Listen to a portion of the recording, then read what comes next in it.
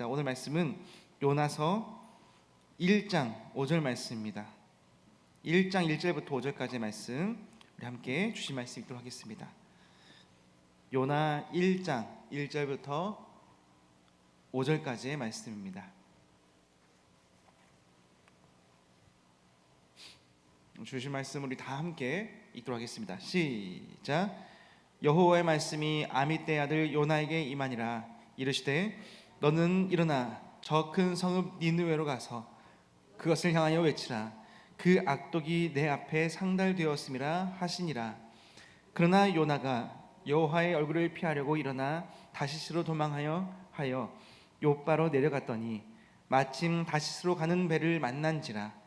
여호와의 얼굴을 피하여 그들과 함께 다시스로 가려고 뱃삭을 주고 배에 올랐더라. 여호와께서 큰 바람을 바다 위에 내리시매 바다 가운데에 큰 폭풍이 일어나 배가 거의 깨지게 된지라. 사형들이 두려워하여 각각 자기의 신을 부르고 또 배를 가볍게 하려고 그 가운데 물건들을 바다에 던지니라. 그러나 요나는 배 밑층에 내려가서 누워 깊이 잠이 든지라. 아멘. 오늘 말씀은 함께 제목 읽겠습니다. 시작. 니느웨를 추적하시다. 네, 오늘은요 니느웨를 추적하시다 라는 제목으로 요나 말씀을 함께 나누도록 하겠습니다.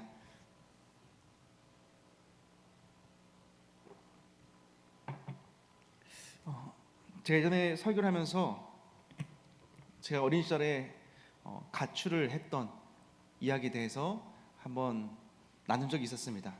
사실 가출이라기보다는 이 외출, 잠깐의 외출을 했던 적이 있었는데, 사실 그 가출할 때 제가 마음이 세상에서 가장 용감했습니다.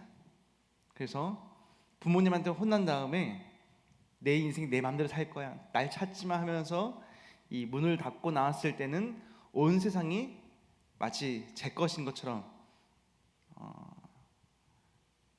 담대했습니다. 하지만 이 담대함이 8시가 딱 되니까 이제 바로 집 앞에 가서 서성이다가 엄마가 화내면서 들어와 밥 먹어 했을 때 아무도 모른 채 그냥 들어가서 밥을 먹었던 그런 미성숙하고 충동적인 그런 모습이 제 어린 시절 가운데 있었습니다.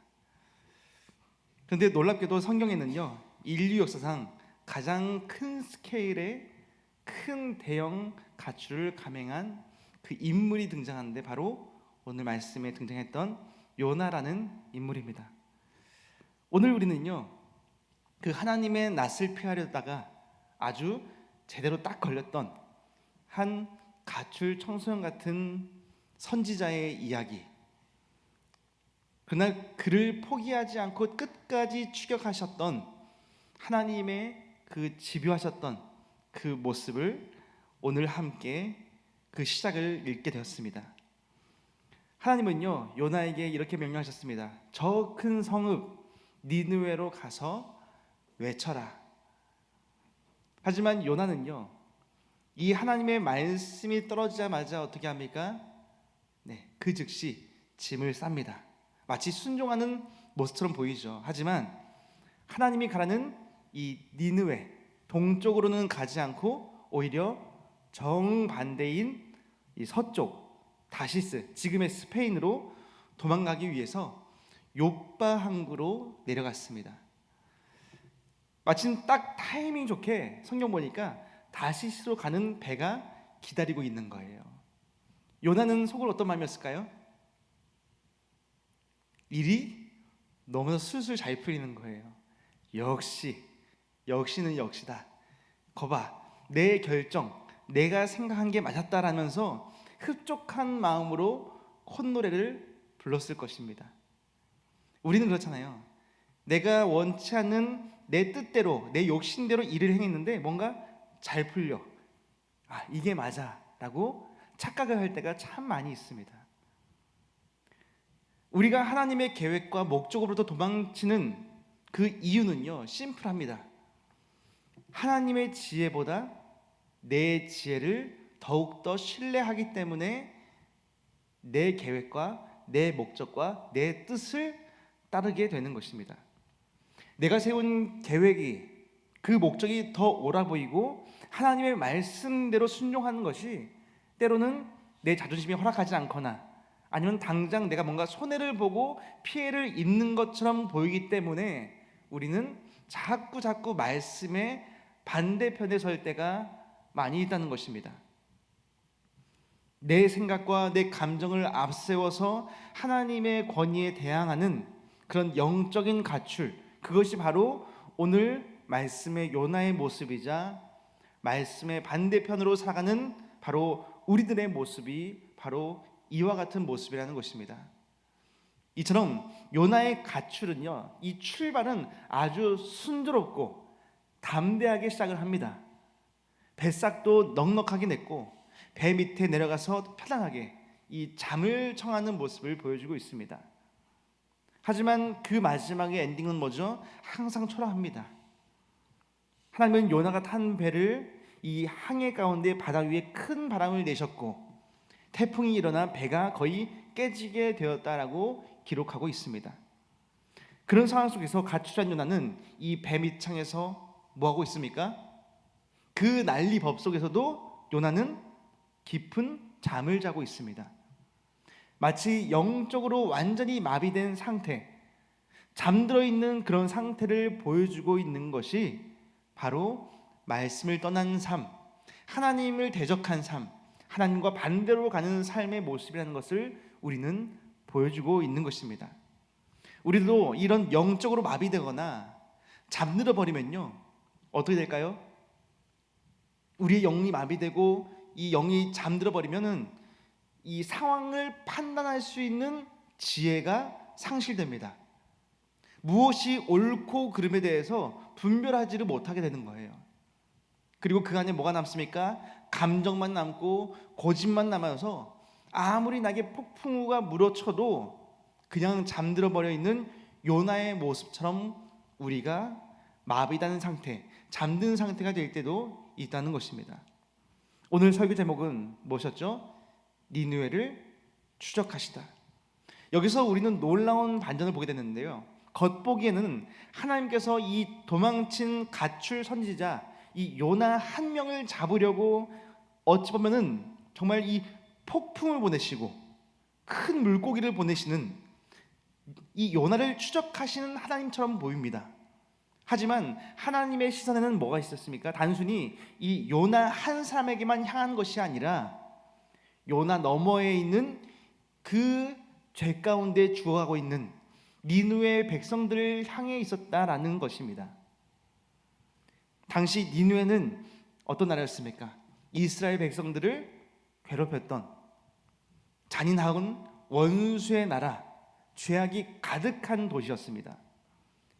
인간적으로 봤을 때는 어떻습니까? 그냥 망해버려도 싼 동네, 하나님의 심판을 받아도 마땅한 존재들. 그래서 요나는요, 그들을 회유시키는 게 싫어서, 그게 싫어서 지금 뭐 한 거라고요?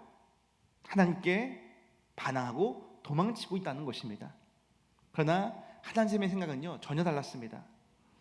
우리가 요나서를 보면서 우리가 알 수 있는 것은요, 하나님이 인도하시는 길이 때로는 우리가 옳다라고 여겨지는 것일지라도 때로는 그것이 먼 길로 돌아가는 어려운 길일지라도 하나님의 길은 최고의 선이시며 최상의 선택이라는 사실을 반드시 믿으시기를 바랍니다. 그렇기 때문에 오늘 구원의 통로를 세우신 이 선지자 요나가 도망칠 때 바다 끝까지 폭풍을 보내서라도, 물고기를 보내서라도 추적하신 것은요, 결국 하나님의 그 집요한 구원의 사랑 때문이었다는 것입니다. 오늘 이 시간 그 추적의 현장을 함께 따라가 보도록 하겠습니다. 첫 번째입니다. 시작. 불순종하는 선지자를 추적하셨습니다.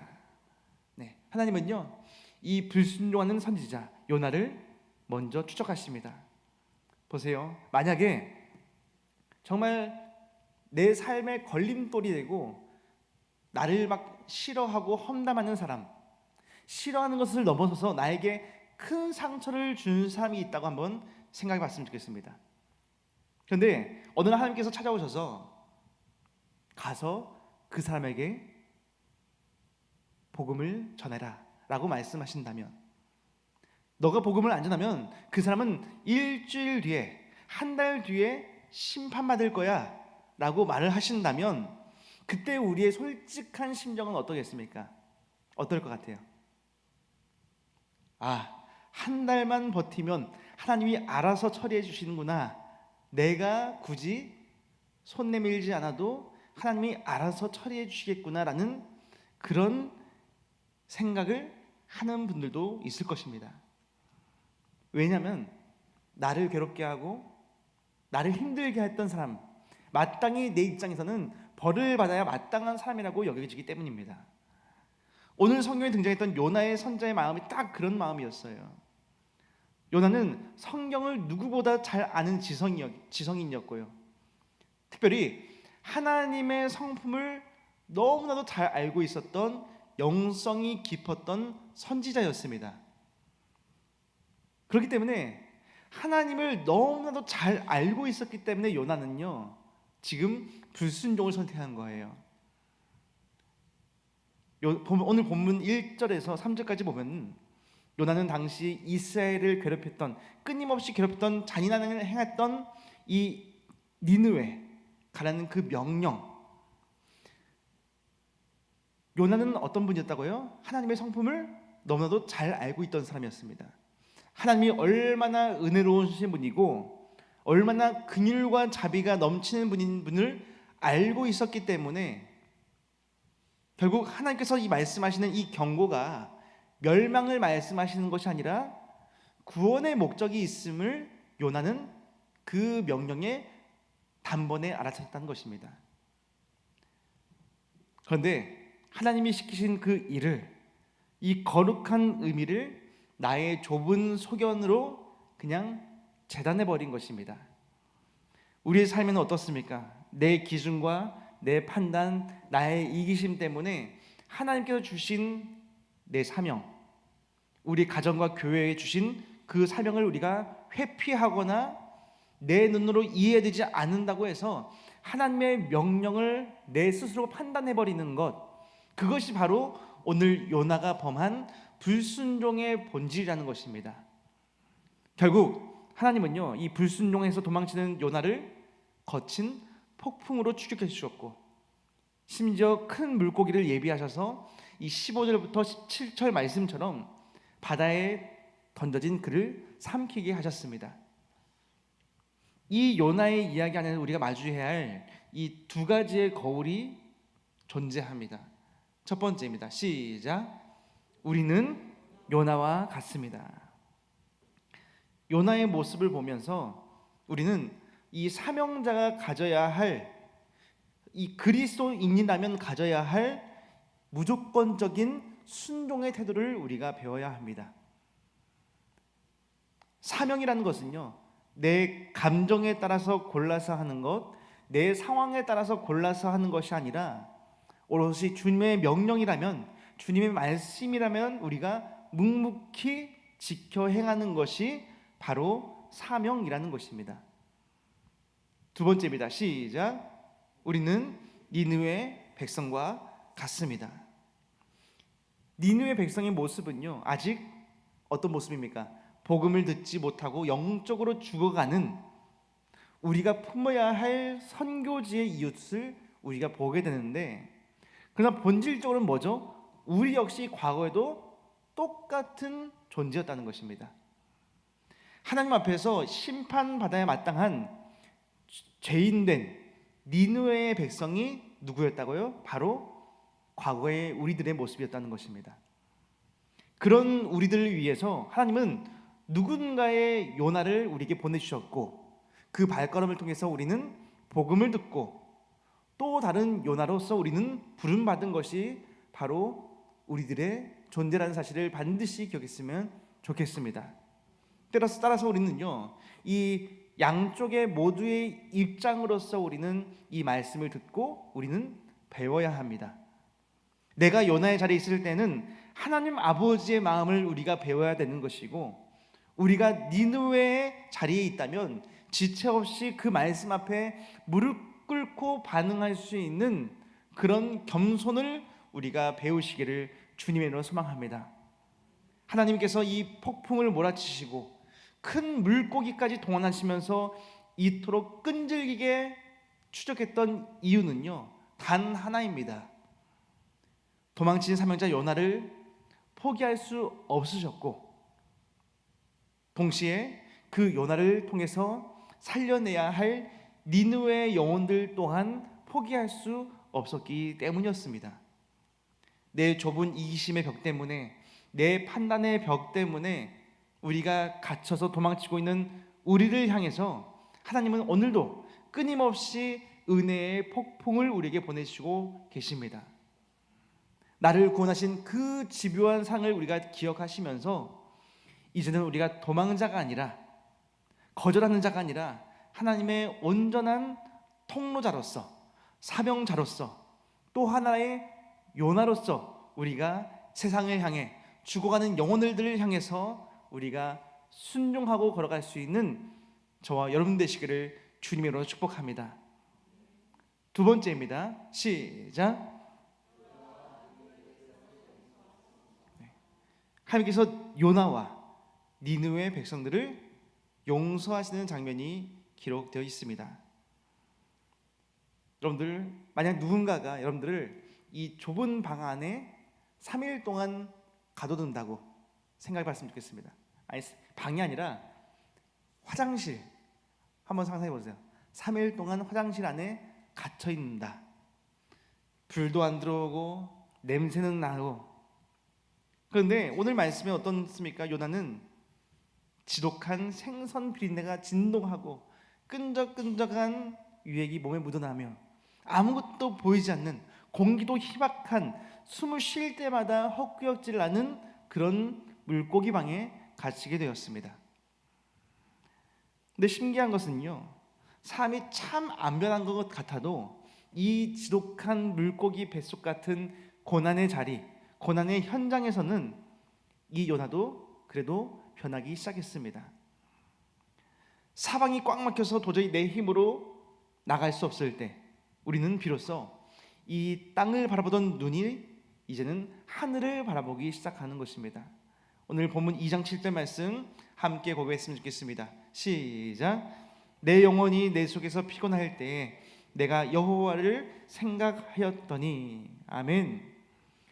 오늘 우리의 삶 가운데 정말 사방의 우겨싸임을 당할 때, 정말 내가 누구를 의지할 수 있는 힘 하나 없을 때에 오늘 우리 또한 우리의 영혼이 바로 여호와만을 바라보시기를 주님으로 축복합니다. 요나는요, 이 물고기 뱃속이라는 이 극한의 환경, 죽음과도 같은 이 고통의 환경 속에서 비로소 자신의 우선순위를 다시 한번 재조정하기 시작했습니다. 하나님께서 우리에게 주신 이 훈련은요, 때론 우리의 이 고난은 우리의 성품을 깎아내기도 하고 우리의 모난 고집을 깨트리시기도 하고 울퉁불퉁했던 우리의 삶을 다시 한번 하나님이 사용하시기에 아름답게 둥글둥글하게 깎아내시는 과정이라는 사실을 믿으시기를 바랍니다. 때로는 그 과정이 힘들 수도 있습니다. 아플 수도 있습니다. 외로울 수도 있습니다. 그러나 오늘 지금 우리의 삶에 이 감당하기 힘든 고난의 이 훈련의 터널이 있다면 그 자리는 하나님께서 우리를 망가뜨리는 자리가 아니라, 어떤 심판의 자리가 아니라 오직 하나님을 바라보게 하는, 그리고 그 이후에 우리를 사명자로 세우실 하나님의 놀라운 계획하심이 있다는 사실을 믿으시기를 바랍니다. 바로 하나님만 볼 수 있는 최고의 맞춤형 은혜의 자리가 바로 그 깎임의 현장인 것입니다. 물고기 뱃속에서 완전히 깨어나서 나온 이 요나는요, 드디어 하나님의 말씀에 순종함으로 그 니느웨 땅으로 가게 되었습니다. 그런데 우리가 앞서 말씀드렸던 제가 사람은 변할 수 있다라고 말했지만 이 말씀은 다시 역시 사람은 안 변해 라는 마음이 듭니다.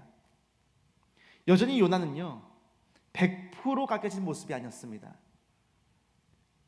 요나는 그 하나님 아버지의 그 마음을 그대로 백성들에게 간절한 마음으로 호소하듯이 하나님의 복음을 전한 것이 아니라 어떻게 합니까? 그냥 툭툭 던지듯이 그냥 하루 동안 돌면서 그냥 말씀을 전했습니다. 이 투박하고 단순한 이 심판의 메시지를 외쳤는데, 그런데 놀랍게도 그 결과는 엄청났습니다. 5절 말씀 보니까 이 왕으로부터 시작해서 가장 낮은 자리에 있는 모든 백성이 하나님을 믿고 금식을 선포하며 전 국가적인 회개 운동이 일어났다라고 기록되어 있습니다. 보세요. 이 장면을 보면서 여러분들은 어떤 마음이 되셨습니까? 아, 그랬구나. 그러세요? 우리는요, 이 말씀을 들으면서 정말 전율이 돋을 만큼 놀라운 현장이라는 사실을 우리는 이해를 해야 됩니다. 아무런 감흥도 없이 덤덤하게 우리가 이것을 받아들이는 이야기가 아닙니다. 분명한 것은요, 이 엄청난 대부흥의 역사는요, 요나의 엄청난 유창한 설교 솜씨가 아니라, 이 간절한 외침이 아니라, 왜? 하나님의 그 말씀 자체가 살아있는 권능이 있기 때문에 그 놀라운 부흥의 역사가 일어났다는 것입니다. 보세요. 이것을 통해서 우리가 알 수 있는 건 이거예요. 때로는 내가 말을 잘 못 전하더라도 내가 그 전하는 복음이 작고 초라해 보일지라도 하나님의 말씀은 살아있는 능력이기 때문에, 정말 강력한 능력이기 때문에 우리가 순종하여 복음을 전한다면 한 영혼은 물론 한 가정과 지역 사회를 살릴 수 있다는 그 놀라운 믿음이 우리 가운데 넘치시기를 주님으로 축복합니다. 왜? 내가 하는 게 아니라 누가 하시기 때문에? 하나님이 일하시기 때문인 것입니다.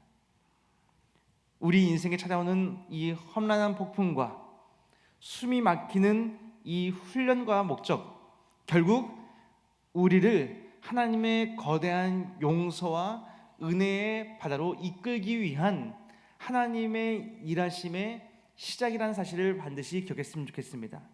그리고 그 이후에 거기서 끝나는 것이 아니라 그 회복된 나를 통해서, 깎여있는 나를 통해서, 나의 작은 입술의 선포를 통해서 내 가정과 내 일터, 이 지역사회를 변화시킬 하나님의 능력이 바로 그 자리부터 시작된다는 사실을 믿으시기를 바랍니다. 나를 용서하시고 세상을 용서하시는 그 광대하신 그 하나님의 손길을 붙잡고 때로는 훈련의 자리, 그 자리에서 우리가 승리함으로 이후에 사명의 자리 가운데로 담대히 나아가는 저와 여러분 되시기를 주님으로 축복합니다. 세 번째입니다. 시작. 요나가 화가 났던 이유를 밝혀주셨습니다. 신앙생활하다가 우리가 하나님께 때로는 원망하고 불평하고 쉽게 말하면 삐지거나 화가 난 적이 있으실 것입니다. 내가 아무리 기도를 해도 내 기도에는 반응이 없으시다가 못된 사람들은 저렇게 잘 먹고 잘 살게 두는 것, 그것이 우리 속에서 막 부글부글 끓었던 마음들이 있으셨을 것입니다. 아마 요나는요, 하나님께 니느웨로 가기 전에 이렇게 기도했을 것입니다. 하나님, 이 나라를 괴롭히는 니느웨를 어떻게 해달라고? 물려쳐 주시고 망하게 해주시고 그 나라가 꺾어지게 해달라고 기도했을 것입니다. 하지만 요나의 기도는 어땠습니까? 오히려 하나님의 구원의 계획 가운데서 살리시는 일로 나아갔다는 것입니다. 이 속에서 요나는 어땠습니까? 마지막 장 1절을 보니까 매우 싫어하고 성내며라고 말하고 있습니다. 그냥 삐진 정도가 아니라 하나님을 향해서 핏대를 세우고 자신의 분노를 폭발하고 있는 요나의 모습이 기록되어 있습니다. 니느웨 사람들이 눈물로 회개하고 그 눈물의 기도 때문에 하나님의 재앙이 거두어지고 용서가 임하니 요나가 매우 싫어하고 성내며 라고 기록됐다는 것입니다. 맨 처음 요나가 도망쳤던 이유, 하나님의 성품과 하나님의 은혜를 알았기 때문에 그것이 결국 성취되니 내가 이럴 줄 알았다라며 하나님께 지금 화를 내고 있는 것입니다. 요나가 이렇게 격렬하게 화를 낸 이 표면적인 이유는요, 바로 요나의 마음을 지배하고 있는 미움이라는 우상 때문입니다. 니느웨 백성들은요, 어떤 돌상이나 나무상 같은 우상에 절을 하고 집착하고 있었을 때 하나님의 선지자라는 이 요나는 뭐였습니까? 눈에 보이지 않는 미움과 증오라는 우상에 똑같이 꽁꽁 싸매였던, 즉 니느웨 사람들과 별반 다를 것 없는 우상을 섬기는 모습이 요나에게도 있었다는 것입니다. 그 미움이 어찌나 견고하고 단단한지 이 죽다 살아난 은혜를 경험하고도 여전히 그 안에 그 도끼가 빠지지 않고 있었던 것입니다. 마음의 미움과 편견이 가득 차 있으니 그 결과 영적인 눈과 귀가 가려지게 된 것입니다. 온 성읍이 눈물로 부르짖는 그 진정한 회개의 현장, 그 회개의 소리가 요나에게는 어땠을까요? 들리지 않는 거예요. 그냥 그 모습 자체가 나에게는 화가 나는 것입니다. 오늘 우리에게도 마찬가지입니다. 신앙생활을 하지만 여전히 우리의 마음 가운데 미움이 있다면, 편견이 있다면, 그 마음이 여전히 내 안에 있다면 우리는 미움의 우상에 여전히 사로잡혀 있는 것과 동일하다는 것을 반드시 기억했으면 좋겠습니다. 하나님은요, 그 요나의 모습을 보면서 아주 차분하고 깊은 질문을 하나 던지십니다. 네가 성내는 것이 옳으냐? 앞서 말씀드린 것처럼 요나도 니느웨 백성과 똑같은 존재입니다. 똑같이 심판받아야 마땅한 존재였지만 하나님은 그런 요나를 다시 세우시고 다시 회복시키시고 끝까지 추적하셨던 그 모습을 보여주셨던 것입니다. 그래서 네가 성내는 것이 과연 맞냐라고 묻고 계시는 것입니다. 우리가 함께 화를 내고 원망했던 수많은 순간의 본질은요, 하나님이 잘못하셨기 때문이 아니었습니다. 그저 내가 원하는 내 뜻대로 흘러가지 않았던 상황들, 내가 미워하는 사람들이 잘 되는 꼴을 보기 싫어서 내 좁은 편견의 기준을 두고 하나님을 가두어 두었기 때문에, 내 욕심대로 하나님을 만들고 싶었기 때문에 우리는 그런 원망이 나오고 불평이 나왔던 것입니다. 오늘 요나의 분노처럼 우리들의 분노 역시 하나님을 온전히 알지 못해 일어난 정당하지 못한 고집일 때가 대부분일 것입니다. 보세요. 하나님은요, 죄는 미워하시되 죄인의 회개를 기뻐하신다는 사실을 반드시 기억하셨으면 좋겠습니다. 하나님은 죄를 죄만큼이나 극도로 미워하시지만 그 죄인이 돌이켜서 회개할 때는 이 온 우주가 떠나가도록 기뻐하시는 자비의 하나님이라는 사실을 우리는 기억해야 됩니다. 우리는 사람을 쉽게 정죄하고 때로는 내가 원했던, 내가 판단하는 심판대에 올릴 때가 너무나도 많이 있습니다. 내 마음의 미움의 태도를 쳐놓고 하나님의 그 은혜마저 우리가 제한시켜버릴 때가 너무나도 많이 있습니다. 우리가 기억할 것은 이겁니다. 하나님의 지혜와 하나님의 자비하심은 우리의 좁은 생각을 뛰어넘는다는 사실을 반드시 기억했으면 좋겠습니다. 우리가 살아가면서 우리는 또다시 내 뜻대로 되지 않고 내가 원하는, 내가 기도한 대로 되지 않았을 때는 또 똑같이 하나님께 화를 내고 원망하고 불평할 때가 분명히 있을 것입니다. 때로는 어떤 사람이 도저히 용서가 되지 않고 내 마음에 불편함을 주고 내 삶에 거슬림을 줄 때에는 이 미움의 불길들이 갑자기 불일듯 일어날 때도 분명히 있으실 것입니다. 그럴 때 요나처럼 내 감정대로 정당화를 끝까지 고집하는 자리에 머물지 마시고 나를 향해서 징계 대신 부드럽게 물어보시는 그 주님의 음성에 우리가 귀를 기울이시기를 주님의 이름으로 축복합니다.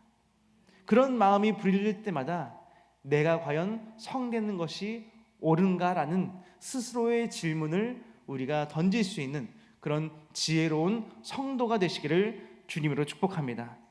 바라기는요, 우리 안에 있는 미움들을 다 버리고 하나님의 그 자비하심이 우리 가운데 임했다는 것을 기억하시고 그 자비하심이 나를 통해서 우리의 이웃과 우리의 가정과 우리 교회 공동체 가운데 동일하게 부어지고 흘러가시기를 주님의 이름으로 축복합니다. 오늘 모든 이야기의 끝에서 우리는 한 가지의 진실을 마주하게 됩니다. 요나서의 진짜 주인공은 누구입니까? 도망친 선지자 요나도 아닙니다. 죄악이 가득했던 니느웨 백성들도 아니었습니다. 처음부터 끝까지 포기하지 않고 사랑으로 모든 것을 덮어주시고 끝까지 추격하시고 그 속에서도 용서하시고 마침내 품어 안으시는 하나님, 그 사랑의 하나님이 바로 이 말씀의 진짜 주인공입니다. 하나님의 시선은요, 언제나 내 좁은 생각의 벽 너머를 향하고 있습니다. 내 눈에는 그 사람들이, 내 원수들이 심판받아야 할 마땅한 존재로 여길지라도 주님은 그들이 회개하고 돌아오기를 더 원하십니다. 그리고 그들이 생명을 얻었을 때 그 누구보다도 기뻐하시는 분이 바로 우리의 하나님이십니다. 그리고 그 거대한 구원의 역사 가운데 바로 저와 여러분들을 동역자로 세우신 줄을 믿으시기를 바랍니다. 바라기는 나를 구원하기 위해서 끝까지 바다 끝까지 추격해 오셨던 그 집요했던 그 사랑이 오늘 나를 살려서 우리가 이 자리 가운데 있는 것입니다. 그리고 우리는 이제 그 사랑을, 그 주님의 그 마음을 우리가 이제 흘려보낼 수 있는 그 복음의 통로, 축복의 통로가 되기를 원하십니다. 오늘 이 나를 통해서 구원의 역사를 이루시기 위한 하나님의 마음을 본마다 우리가 이 땅 가운데서 하나님의 그 마음으로 우리가 그 사명을 잘 감당할 수 있는 저와 여러분 되시기를 주님으로 축복합니다.